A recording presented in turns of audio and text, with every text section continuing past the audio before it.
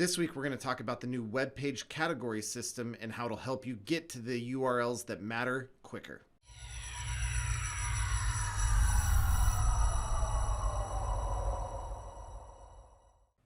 Welcome back to FTK Feature Focus. I'm Justin Tolman. I'm the Director of Training over North America for Access Data and Xterra Company. And today, like I mentioned in the intro, we are going to talk about web page categories and how you can process those and a few ways that you can use filters with those web page categories to get to your information quicker. All right, let's jump into FTK and take a look at it. To view the web page categories, you need to be on the Internet tab. Kind of makes sense. Web pages categorized in the Internet tab. On the screen, you'll see that I already have it processed and you can see the various categories. Now, to process the web page categories, to get it to display like you see on the screen, it's not a processing option that you can run in the pre-case processing. It happens after you've loaded up your case. What you'll do is after your case is done with the initial processing, you're going to come up to Tools and go down and select Enhanced Internet Artifact Analysis.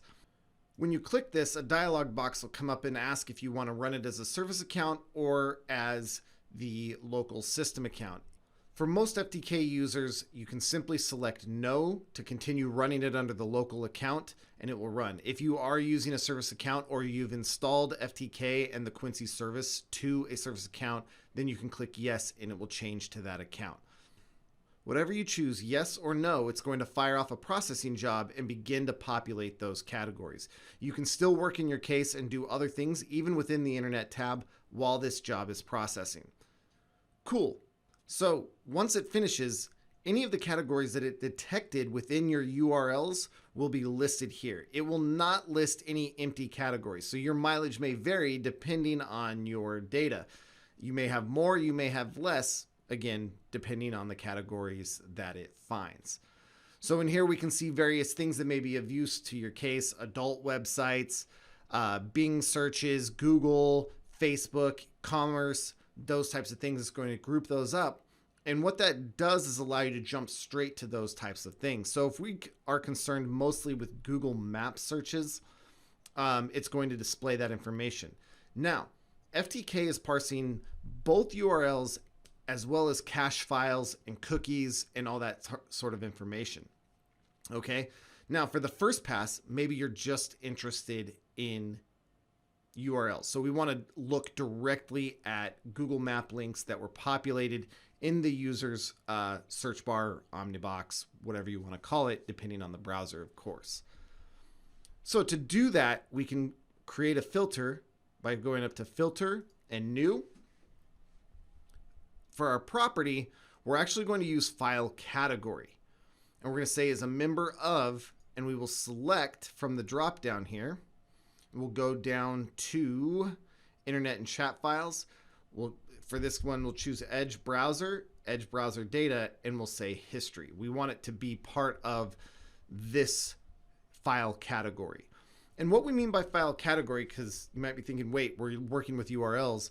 FTK, when it parses out URLs, cookies, SQLite databases, it goes through all these things. It creates files within your case.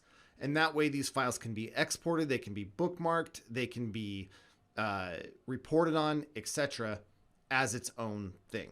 Okay, so the file category assigned to it in this case will be history for all the URLs that it's parsed out of, in this case, Microsoft Edge, so it's a SQLite database. We'll live preview that and notice that we get a much cleaner output, something more relevant to what we might want to look at first. Cookie data, cache data can be important for sure, but let's look at the easy stuff to read, the URL data right off the bat. And so we can see here URL title, so we can see some addresses that they may have typed in or looked at on Google Maps within the Edge browser. We can see some other locations here with the Google Map, GPS, and altitude in the URL here. So the Z altitude or the Z value here represents how up and down. So if you wanted to say duplicate their exact what they saw on the screen, you could put this URL in and it would even zoom in to the right altitude that they were looking at the map. Okay, so of course we can build off of this. If I were to close this down and come up to my filter drop down, I actually have one that I built already, history files only. And this actually includes the history files from not just Microsoft Edge, but also Google Chrome and Firefox and IE and all that sort of stuff built out so that I can see the history files of each and omit the cache and the cookies and all that information. Again, good information, but on a first pass, I just want to see my URLs. I just want to lock in on that. Now, of course, we can see just URLs down in our internet data. We can come down to history. But again, we're using these categories to zoom in on the specific types of URLs. And because cookies and cache are valuable, it's going to show them all in these categories. Okay, so I just like that filter to jump down to history only. Remember, you can always use those. Once we're looking at maps, if you had, say, a set of Google Map filters, you could import those in and use those as well. And the way that you do that is you can come up to filter and click on import, and we'll navigate to our desktop. We're already there, Google Maps, and we have these various filters that I've built for specifically looking at Google Maps. So if they've checked avoid ferries, highways, or tolls, we can filter for stuff like that: bike navigation, bus navigation, car navigation, if it's a direction URL, places, etc. Then we have this one here that acts as a container. So when you build custom filters, if they have filters as part of those filters, so nested filters, as long as they're located within the same directory, bringing in that one filter will also automatically import any dependencies that are required. So this import only all Google Maps, what it is it's just a filter I made that contains all of these filters. It just points to them. So that when I import, I only have to import this one and it will bring them all in. So I'll select that one and click open.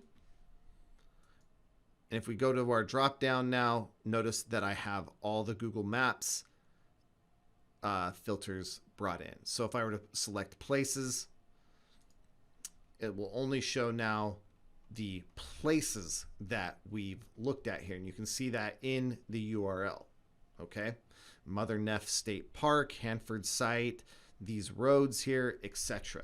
So you can write your own things. And if you write categories like Google Maps, Google Mail, whatever the case may be, make one filter to kind of rule them all, right? And then when you bring them, it's like the One Ring, they all come with it. Okay, but you can build one filter and bring it all in. And so you have one of those that just manages the rest, and kind of a little time-saving thing there.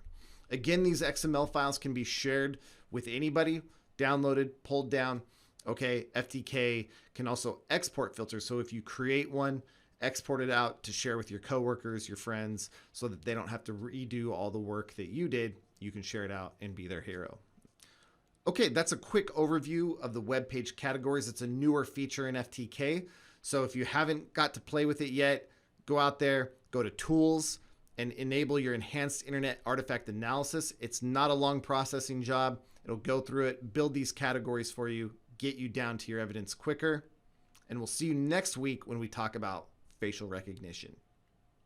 Thanks, and we'll see you next week.